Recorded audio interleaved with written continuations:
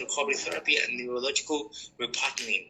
He has a broad knowledge of an application of business development and growth and personality development, and is a peak performance consultant for individuals and corporate organizations. Let's fast forward to other things. Young Al has also hosted top resource persons on his platform, including Commander Olatunji Disu, of course, and also Chud Chidio of Red Media Africa, and of course Professor Patotomi of Center for Values and Leadership, spoken on several platforms across 7 states in Nigeria, with the likes of Damilola Oluwatoyinbo, Emeka Nobis, Dr. Lena Okorie, and many others.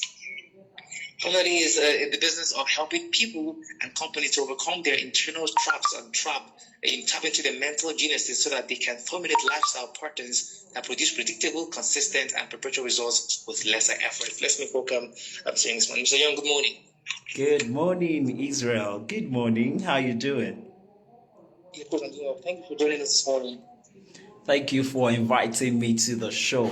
I'm happy to be here. Yes, it's really fun having you here. Which of the problems in Nigeria is a top problem for you now? Some people buy fuel, some people say it's cost of foodstuff, some people say school fees. Which of these plenty problems affect you the most? Fuel, of course. It's been crazy. That's the chief problem in Nigeria as we speak. Yeah, it is, because you have to be mobile to, be able to even get some things done. And then mobility is now expensive, really expensive. So you have to spend a lot. And sometimes you're wondering if it is going to be decimal to what you're trying to achieve, especially for low-income earners. It's crazy. Right. Yeah. They're really the most hit in this economy. People who are like, I said it before on the show, I said, people who are rich will become average. People who are average will become poor. It's how I see it today, man. Coupled with the poverty rate already in the country, it's not funny. And of course, we shouldn't play lies on the case that people are leaving the country, because people are looking for greener pastures everywhere. And I wouldn't call them lily-livered, right? Like other people have called them. I would just say people have to just survive. This thing is getting worse every single time. But that's the conversation this morning. You are a therapist, and you've done this for several years, procured several kinds of advice to people. And of course, you're doing well. What therapeutic advice would you give to Nigerians right now? Because we're going through a whole lot, generally, from all sides.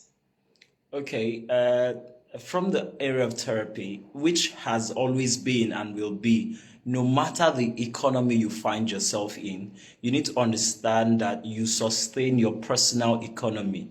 The government does not sustain your personal economy. There is the government economy, there is your personal economy, there is the national economy, there is your personal economy. And that is what you must learn to master over and over again. Your personal peace is dependent on you, and that is how the national peace is dependent on the government. So fight for your personal peace over the national peace, very importantly. That is really insightful. I mean, you mentioned something here called your personal or internal economy, and it shouldn't be dictated by what the general economy is. Can you shed some more light on how one can develop a good personal economy or a good internal economy compared to what is, general? Okay, so I would have loved to start from the area of skills, but skill is secondary because it begins with your mind. You cannot have internal peace no matter how skilled you are. So you find that in the same time when there was COVID, some people were busy establishing businesses while some were shutting down. The difference is in their mental landscape, because the map is not the territory. What you see, the perception you have of what is going on will determine the result you will get from it. So while fuel is getting high, the economy is getting harsh, people are seeing opportunities from it. The reason why that is possible for those people is their mental landscape, their perception of things. If 2 people are standing with a glass of water which is half, one person can say it is half filled, and another person will say it is half empty. The person who sees that cup as half filled is looking at the cup with the perception of optimism, meaning that this thing can still be full. So this is an opportunity for me to fill it up. The other person is seeing it as half empty, meaning that the person is saying this is going down. That anxiety, that fear, that pressure is enough to make the person incapacitated to see the opportunity of filling the same cup that the other person would have filled, and rather staying and waiting until the cup empties out. So perception is key. If you must have your personal economy intact, you must learn to look at what is going on from a perception that empowers you. You must be don't allow the national economy, what is going on, to put you in a disempowered state. Because no matter how creative, no matter how skillful, no matter how much resources, because I cannot say you are resourceful at this point, because your resourcefulness will be dependent on you. So you might be surrounded with a lot of resources, you might have a lot of skill, but if you're already down and out by the reason of what is going on, there is no help for you. So your help begins from you, first of all, right? And that is how you can determine what happens in your personal economy. That's a great one, because I like to hear stuff like this, because it just tells you that, you know what, you cannot really rely on general economy. And of course, check the word, it's like that. Some people are making progress, some people are taking advantage of. I heard a certain person who was praying for the COVID never to go, because he was really making a lot of money off COVID. You can imagine, yeah. Right. He was praying for COVID never to go because he was making money from it. So that's not what happened. People are still going to find their way out. But then you shed some light on how people can build their own economy and not rely on the general economy. That's a good one. Thank you so much again. You manage humans, so that's really a big work it is. I'm going to send a very big kudos to you this morning. Let's dive into the topic of today. We're talking this morning on managing office excesses. We have amongst many others, among a pool of others, we have 4 here. We have harassment, we have quarrel, we have feud, and we also have office politics. We're going to start with harassment for starters. Harassment can be broken into 3 areas. Here we have sexual harassment, we have harassment from the case of advancement, and of course from bullying. So let's start from sexual harassment now. So this morning you'll be giving us some advice on the show to our listeners out there who might have to encounter things like this as they go forward. So first one is sex for job. What's your take on it? The search for a job? Yeah, when an employer tells you, go down with me, I'm going to give you the job. What's your take on it? Do you think people should go ahead or give it an outright refusal? Okay, so I would not say you should go ahead or give it an outright refusal, because choices are dependent on who you are. For some people, it's a normal thing for them. So they've been able to, get themselves to different positions through school, through life, by going ahead with such decisions. So they get to that point, they already have a perception and believe that, well, if I must get anything, I have to give something, right? So when they find themselves in that position, and you are telling them not to go ahead, you're already negating a belief system that is working for them. A belief system that tells them, I give to get. So in that place, you would be giving the wrong advice, because it does not work with their belief system. Their belief system says that I give to get. You get? So it is why I would not say at this point, don't do it or do it. However, if you have boundaries and you're the kind of person, you know that you want to be respected for what you bring to the table. You want to be respected for your capacity, your ability to produce results. Then you know that you have to stand your ground at that point and say, well, if this is the premise on which you're offering me this job, then it means the job is not for me. It means it is for someone who would be willing to take this offer based on this, rule that you are creating around it. If you need someone who has capacity to deliver, you need someone who needs to get on the job and get it going, then you might have to reconsider and get back to me. For now, this is not the right place for me to be in. Now, you have to know your boundaries.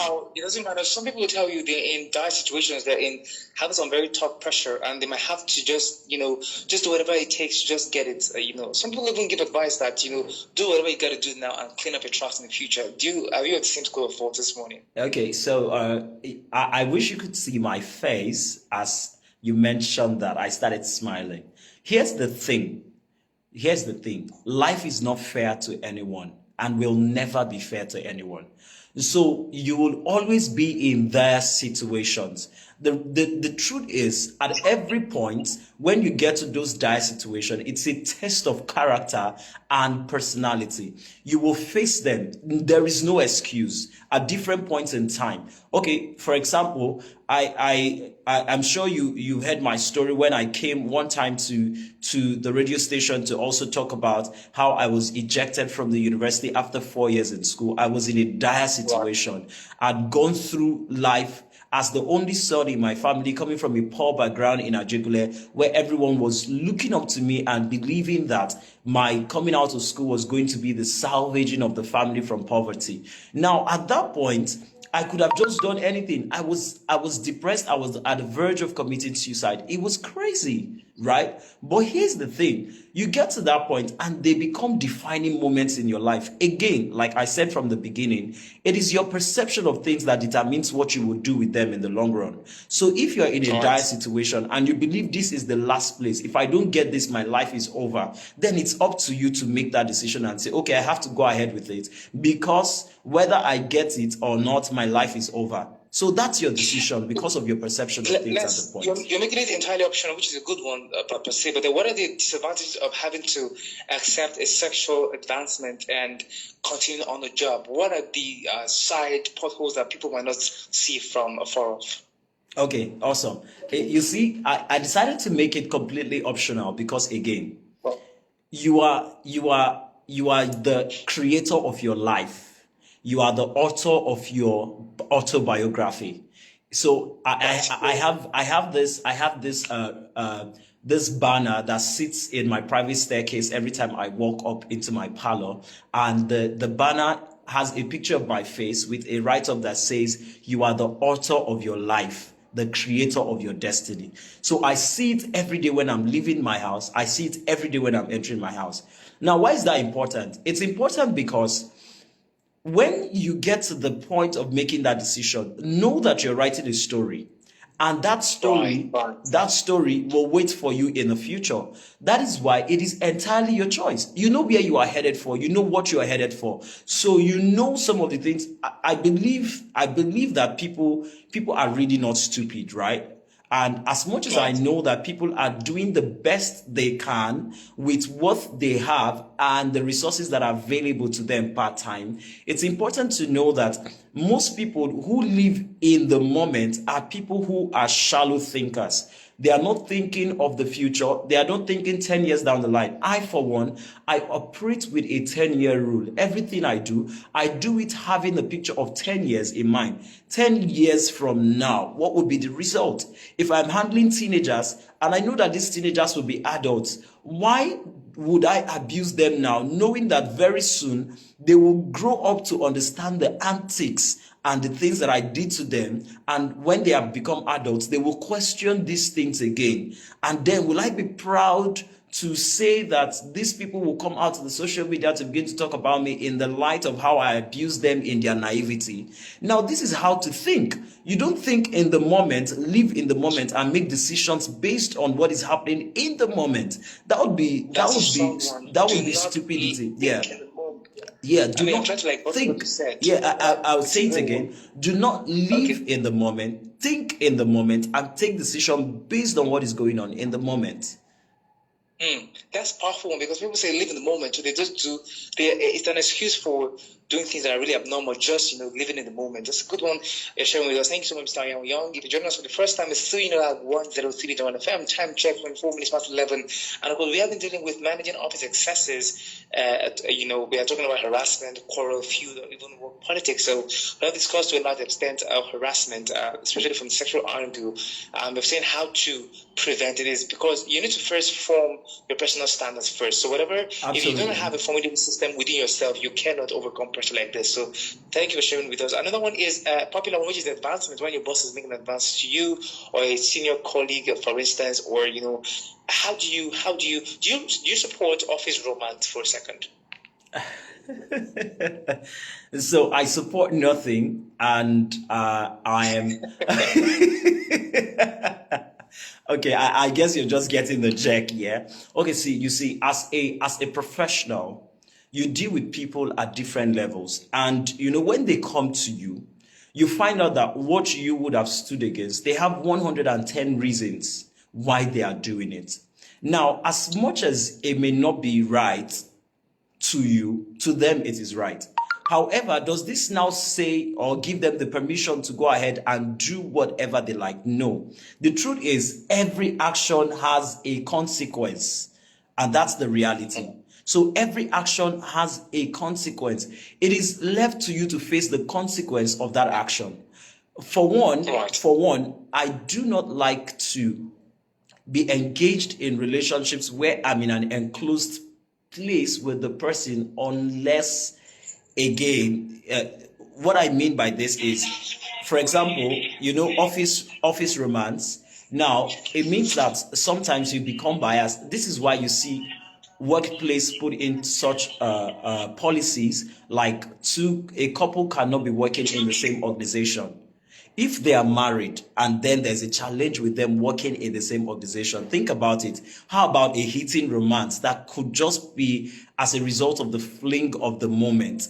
It means that if the marriage is a threat to the growth of the company, how about a fling in the office place? How about romance in the office place? It's going to brew into something that could lead into a disastrous, situation in the future.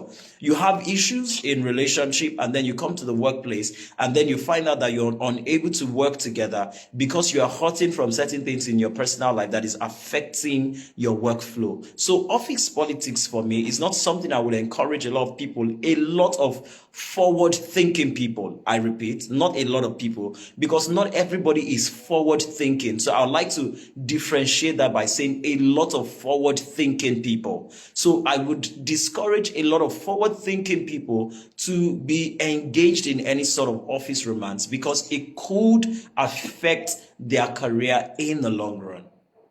Let's talk about how to give refusals to these things, because sometimes at work you are under the influence of saying, "Boss, I don't want to tell him no." How do you state your opinions without being rude or impolite? Okay, mannerisms. Mannerisms. Yeah, mannerisms. Now, mannerism includes your body language. You see, it's one thing to say no with your mouth. It's another thing to say no with your action. Right? So when you say no with your mouth, and then your action says otherwise, says that I'm a bit interested, like, oh, don't do this, but it sort of feels good. The person keeps coming back. However, I know that there are also scenarios where the person is coming back because they believe they have the power, even if you have the disposition of not liking it. So this is where the power of your mannerism and action comes to play. As much as you're not sounding offensive, you have a stern look that says, "Excuse me, sir, as much as I respect you, I do not think that this is something that works for me, and I would really appreciate that you respect my decision." Now, when you're saying this, you're still very respectful, but also very stern. You see that? So you have to learn to communicate professionally, but maintain the mannerism that says there is no road around here, and that is final. There's a way I'll say yes, smiling. There's a way I will say yes, frowning. And they will mean two things entirely. Why? The mannerism behind the statement redefines the statement entirely. That's a good one. Thank you so much for telling us. You've given us a few tips. You mentioned mannerisms now as a way of fending off sexual prejudice at work, which is a good one. So if you're saying a no, say no vehemently. Some people say no, and the no still looks very enticing. You must need to change all of that. Let's go for a short break. Let's listen to a song by Goldie titled "And Touch My Body." And when I come back, we'll continue with the conversations. Do stay with us and enjoy the song.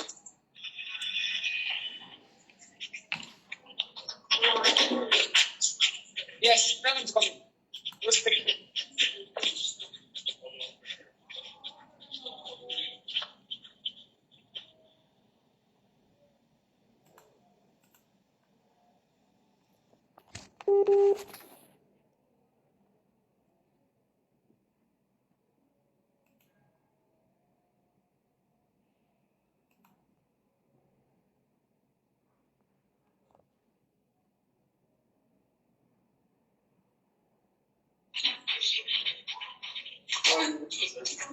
Oh, I switched them for 30 minutes.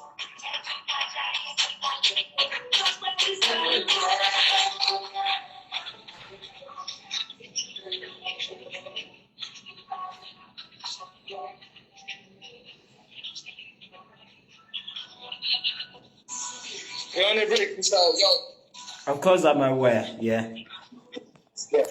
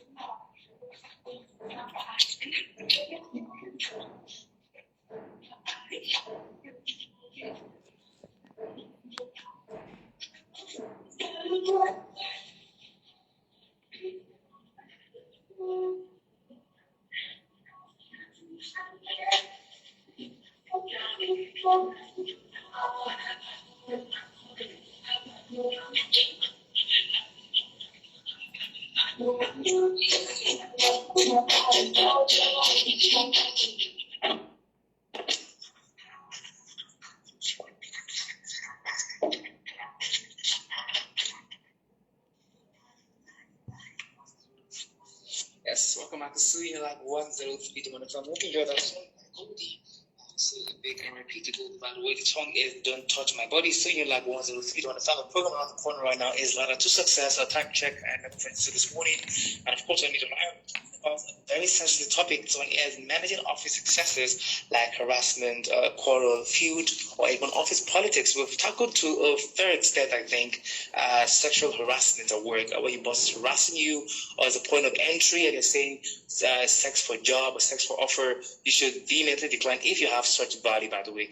Mr. Young buttressed this morning. And of course, we also spoke about how to fend off advances at work. First of all, be stern in your presentation of your refusal. Don't just be rude. Some people are rude, and that's a wrong thing. Be stern, be professional. So those I took down, of course. And of course, the mannerisms are important. If you say yes, if you say no, for instance, and you have a yes exclamation, and there's still an undertone of yes beneath it, it might just give the predator a different interpretation. So say your no and be stern if you really want the no to happen. So be stern about your no. So that's a good one. Thanks so much for giving us those very hot tips, Mr. Young, this morning. Another one we're going to dive into is quarrel at work. Now, when you have individuals who work together with different values and ethics and upbringing, there's a tendency to have this quarrel or feud amongst them. So how do you relate? How do you avoid, now, not about avoiding office quarrel, because there always be quarrels at work. So how do you put off office fires like that in this regard? Okay. You see, you have to learn to be skilled in communication. There's a scripture I'm trying to remember that says there's a word that is like medicine to the soul. Yeah. So there's a way you speak kind words, and then even in the heat of the situation, the other person looks very foolish because they are heating up the situation, but you're very calm. You have a disposition that shows that you're in control. You are in an empowered state.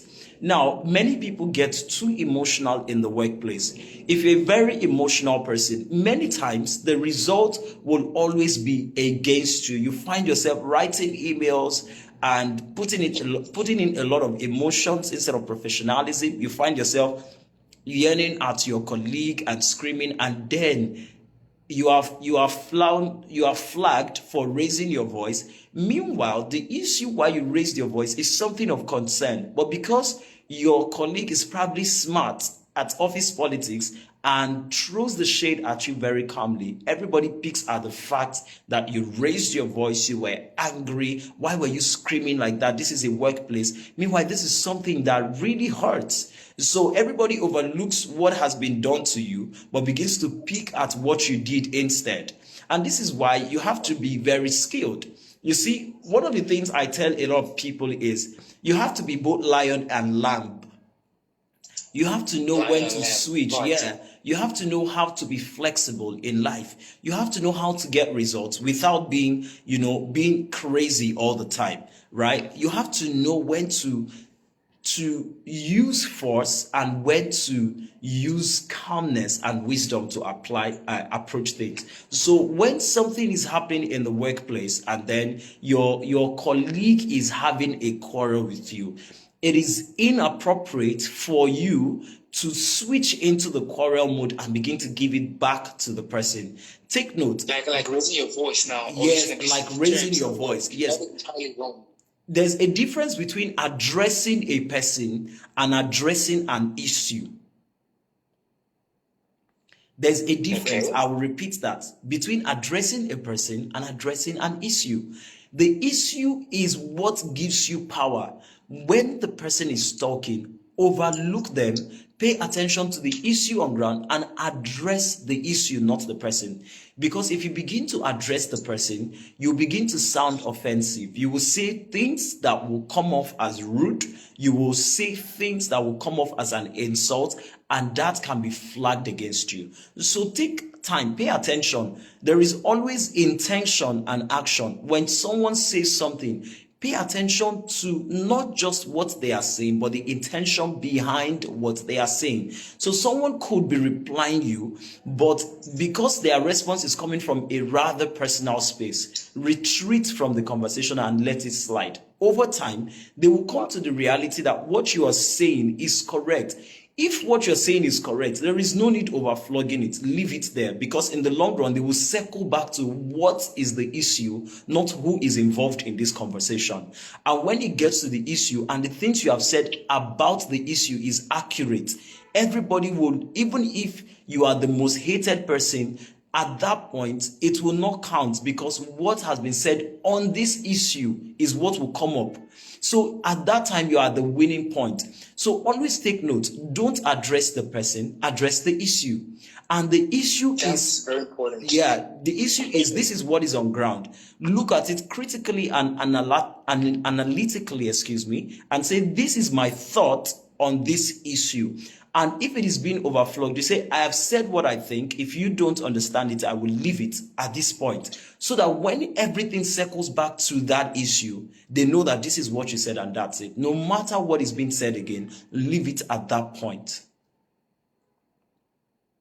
Right, correct. Thank you so much for those thoughts. You mentioned very importantly addressing the issue and not the person. Because if we were to address people the way they are, how they respond to us, we might just get into a fight at work. And of course, you mentioned, do not raise your voice at work. It's very important. It doesn't matter how it goes, how it gets. You shouldn't raise your voice for any reason. Or even get threats. Some people even threaten other people. I'll show you. I'll deal with you. All those things are unprofessional and unethical. Very important this morning. Yeah. Before you ask your next question, I'd like to interrupt a bit. Now, here's the thing with raising your voice. The moment you raise your voice at an issue, whether in the workplace or at home, it means that you have lost control over that issue. And now you're trying to impose force into that issue so that you are able to win.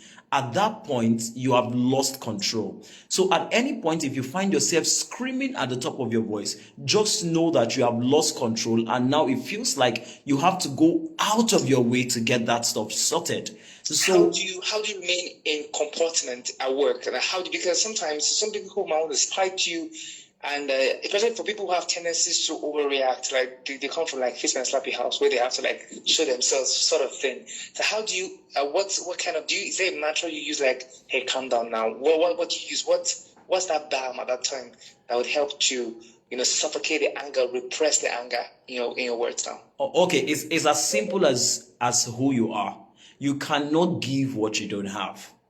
So if you get angry, you get offended, it is who you are. So it means that you have to pay attention to growth. A lot of people in the workplace don't pay attention to personal development and growth.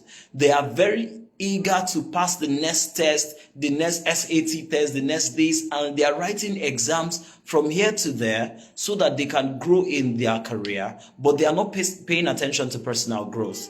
So when they are met with issues that questions their personality, who they are, pops up.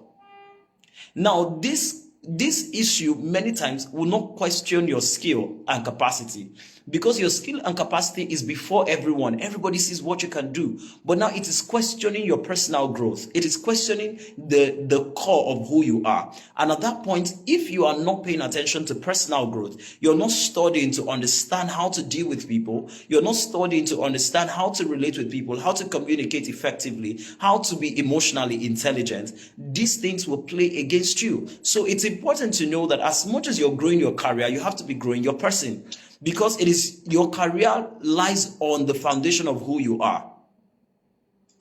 Right, good one. Let's go for a short break. Let's listen to a song by Taylor Swift titled Bad Blood, and when we come back, we'll talk about the very final lap of it, which is office politics. How do you play office politics to your advantage? And even if it's your disadvantage, how do you stay protected? Let's go for a short break, and I'll be just right back. Thank you so much.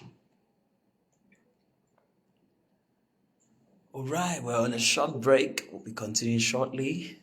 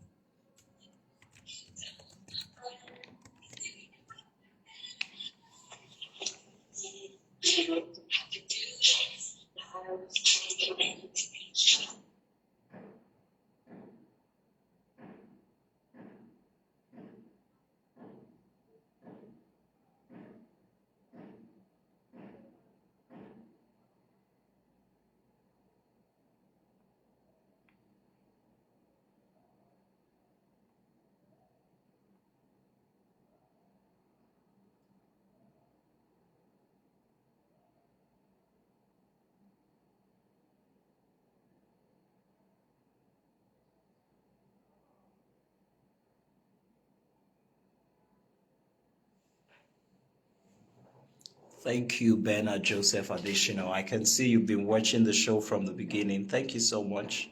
Great to have your comments. Thank you.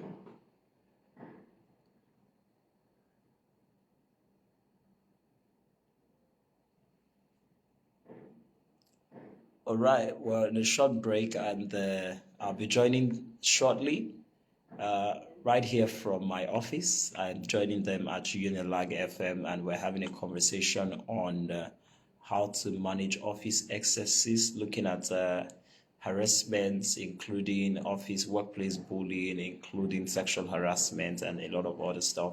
And then we're also going to be looking at the last lap after the break now, which is basically focusing on office politics. How do you play office politics? And that's very important. Many times I wonder why a lot of people get into an organization and they are not involved in the politics of that organization. Most people, out of ignorance, they overlook that because they feel like, I don't want to step on anyone's toes, I don't want to, but actually everyone should be involved in office politics. Right. Okay, we're back on the show. Yeah.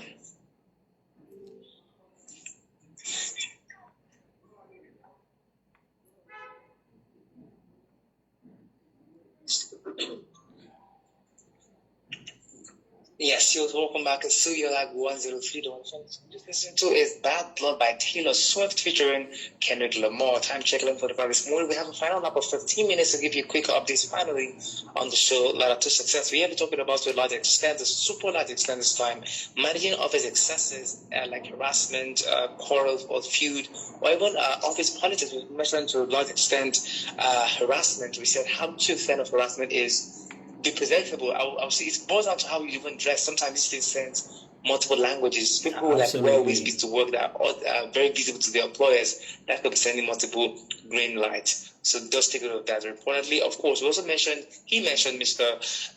Anya William this morning, my guest of the show mentioned that you should be straight about your no. If you're going to give your boss a no, let it be a vehemently positioned no. Very importantly, he also mentioned for quarrels. Now, we've noticed that quarrels will always happen. Do not raise your voice. And also, when you raise your voice, it means you've lost control. We got that from our guest this morning. When you raise your voice, it means you've lost control. So stay in your comportment, address the issue and not the person. It's a very vital tip we had this morning. And a final lap of it now, office politics. Before, tell us what office politics is, Mr. Anyan, this morning. What was it find about office politics? Okay, so you see, office politics refers to the strengths and strongholds of the office of the workplace culture where you belong to. So this boils down to leadership and career growth mostly. Now, everyone is looking for, I'm using the most simple terms so that it's easily relatable, right? Everyone is looking for greener pasture. So when you get into the workplace, everybody's looking for the next promotion. Everybody's looking for the next increase in salary. And the truth is, while you're looking forward to that, there are going to be obstacles on your way to getting there. These obstacles could include your colleagues at some point, and that is where office politics comes in. So two people are employed into the same office at the same level, but one person has to be promoted at some point. So the two of them automatically get into a race as to who is better and who will be promoted, because of course bills are not smiling. So I have to get better at this game so that I can be promoted. So you see where office politics comes in, and then someone knows that, okay, I have to use you to gain some scores so that they see that I am your leader. Even though we came in together, I am better at leading, getting results and doing things. And that is what office politics basically is about. It's about growing in the workplace, and so that you're opportune to be able to gain more opportunities, and then you're not caught. Let's tackle something that I think is important for us this morning. Okay. It's called in local parlance now eye service. When you do things you do things noticeably, right, so that you can get some attention. Would you fault such character? Because some people are like that. They come to work and they like to be very, visible to the employers. They like to talk too much. They like to make contributions. They like to use big words. They like to be very noticeable so that they can get up the rung quickly. Do you fault that kind of behavior, or you just say that's one way of it back then? Okay, so when you do mathematics and you have a question in front of the board and they say solve this and find X, do you just give them X, or you show you're working? You show you're working. Show you're working. Now, the challenge is... For some evidence. Yes, you have to show you're working. When you get to the workplace, let them know that you have the capacity. If a conversation is going on, raise up your hand and say, excuse me, while you were talking about this came to mind. Bring a fresh perspective that anyone has not seen. It is not just eye service. It is you putting yourself in front. Let them know that you're intelligent. What's the use of intelligence when it is not being applied? What's the use of wisdom that does not produce results, that is not seen? Right? So if you begin to feel like, this one is overshowing themselves, it just means that you are the one who has a problem. I, for one, am the kind of person that gets into a place, and before you know it, I'm already leading the rest of the people there. And this is not because I'm sabotaging anyone. It is because I come with a strong sense of understanding that shows that I know what I am doing. If an issue comes up, I do not sit down and look at it. I take responsibility even when everyone is sitting down. Would you now say that person is showing themselves? No, everybody is not taking responsibility. And the world will only celebrate those who are eager to take the risk and say, I'll handle this, while everyone is running away from it. So that reward comes to you for taking that leap. And they say, see, he has been promoted because he's showing himself. Well, that is what office politics is about. And I was going to say this. The moment you get into a place, no matter who your immediate boss is, make sure to befriend the boss of your boss. And that is not eye service still. No, it isn't. Befriending your boss, right? Befriending the boss of your boss. Until you get to the highest scale, don't stop befriending the bosses. Did you get that? Did you get that? Yeah, I got that. But I need to say it again for emphasis. Okay, so when I say befriend, it means that you have to be skilled at creating relationships. You have to be skilled at watering relationships, mastering how to relate with people. If you have a supervisor, your supervisor has another supervisor. If you have a supervisor, your supervisor has a superior. That superior has another superior. The moment you get to know your supervisor, get to know your supervisor's own supervisor. Because when they are in meetings, your supervisor will make certain decisions and give certain reports about people under his command. Sometimes that report will come from a place of being biased because I don't like this person and I like this person. Even if you're highly skilled and your supervisor does not like you, when they go to give reports, the report will be against your favor. And you're working hard, you have what it takes to take the company from the level where they are to the next level. If you're not befriending your supervisor's boss, you will be at the mercy of your supervisor. And that is risky to be. That's a risky place to be in. Now, supervisor's boss, right? Yes, so you have to know that, okay, my supervisor is this person, but the boss of my supervisor is this person. From time to time, learn to water that relationship, buy them recharge cards. Wouldn't that be cool? Second, please. Some people think it is like overshooting your shot.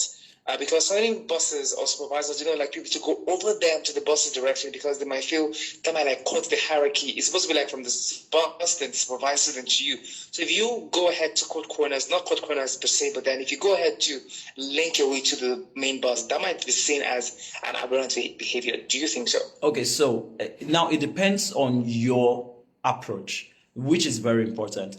You don't take an issue that relates to your department to your supervisor's boss.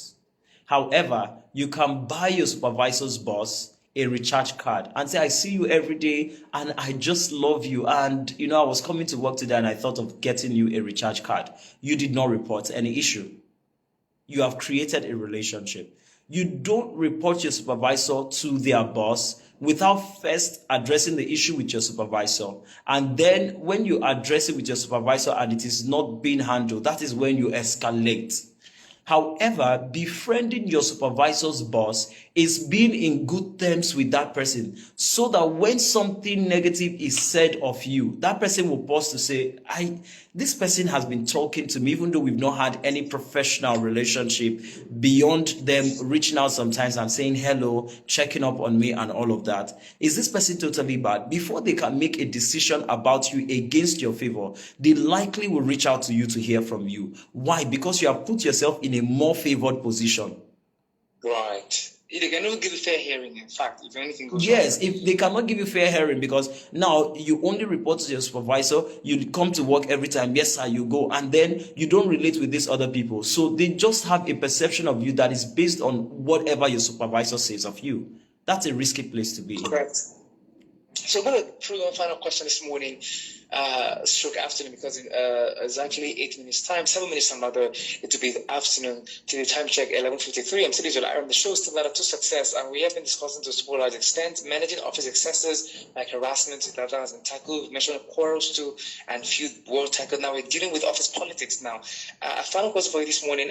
There's a book I read several years ago. It's called 48 Laws of Power, and of course by Robert Greene, I suppose. And of course, the book sheds so much light on how to be powerful, maybe at work, maybe building your influence. And one of the first laws there is never outshine the master. You must have seen that book. You read a lot too. So never outshine the master. So it means you have to be a subordinate to the master for as long as possible. Do not outshine the master because the repercussion is you're going to get the hard end of the stick. So what is your take on never outshining the master? Okay. Finally, this one. I was going to refer to never outshining your master. And when you mentioned 48 Laws of Power, I just smiled. That's one of the most beautiful books I've read. Very powerful. What? Now, I'll say this very quickly because I know we're short of time because we're wrapping up the show. Now, very importantly, your master is the one who employed you. So if you want to really be in their favor, let everything you do be designed to celebrate them as a leader.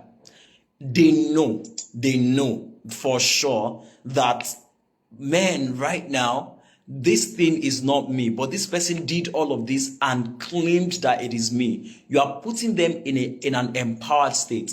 Before long, they begin to bring you into rooms where they have power because they believe that you are not here to fight with them. You are here to support them. They bring you into rooms where they feel like your perspective, your perception of things would be very helpful to them, even though they have empowered you some more. But you get into that place, you listen intently, you draw lessons, and you share with them again as if they are the ones that are saying it. Before long, you are gaining a lot of power. Homage to whom homage is due. Yeah, exactly. So you give them honor. So this is about creating, genuine relationships. You have to be very smart at it. But then you know that you're not a sneaky person per se. I am not encouraging sneakiness. I am saying that be smart enough to create genuine, powerful relationships. Don't just create relationships with people who are not in power. Be very intentional about creating relationships, genuine relationships with people who are in power everywhere you find yourself. Because that's how to preserve your space. Man, that's what's the final words was this morning to we here and to the listeners abroad who are everywhere. What's the final words was this morning on how to play, this office, how to fend off offices or success? Okay, so lastly, I'd like to say that never forget to focus on your growth. The more you grow, the more powerful you become because growth gives you the opportunity of flexibility. You know when to scream and when not to scream. As much as I've said that whenever you're screaming, you have lost it. There are points when you have to raise your voice and say, this is final. Because if you don't do that sometimes, they can take you for someone that can be easily manipulated and stepped upon. So you must know when to do that. Also, don't forget that there is a point where you can leave if the environment is very abusive, if the environment is not conducive for you. Know to fight for your internal peace very importantly and very strongly, because that is the core. Until you are able to find your internal peace, you're not able to make very good, massive, productive progress in life. So make sure that you strive for your own peace and know when to call it quits if there is need for that. All right, I'd like us to leave you there. It's been a beautiful time with you this morning, Mr. I Am Young. Thank you for sharing with us on this great topic, managing office successes, harassment, quarrel, feud, and office politics. We've had a mouthful of information from you this morning. Thank you for sharing so much light with us. I really appreciate your time. Thank you for joining us. Thank you so much, Israel. Oh, all right, so let me give you a quick recap, Lagos, Nigeria. For those who connected since 11 a.m. this morning, let me give you a very quick recap.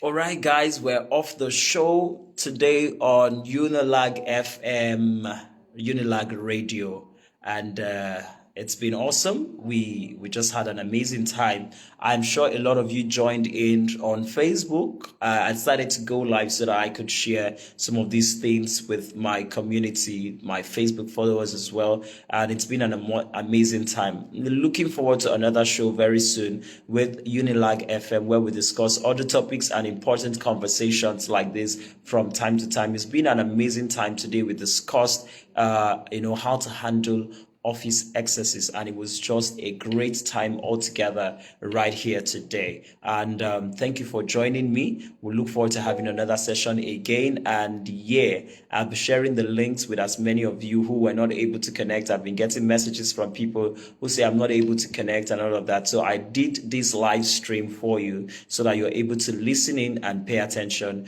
to the show. And yes, those of you who commented, Bernard Joseph Additional, thank you so much for being a part of the show. Kwelumi Awodia, I see you, brother. Thank you for being a part of the show as well. And looking forward to doing more with you guys. Thank you so much. Have a wonderful, wonderful Monday week. A wonderful week, and a great start of the week. Have a wonderful day.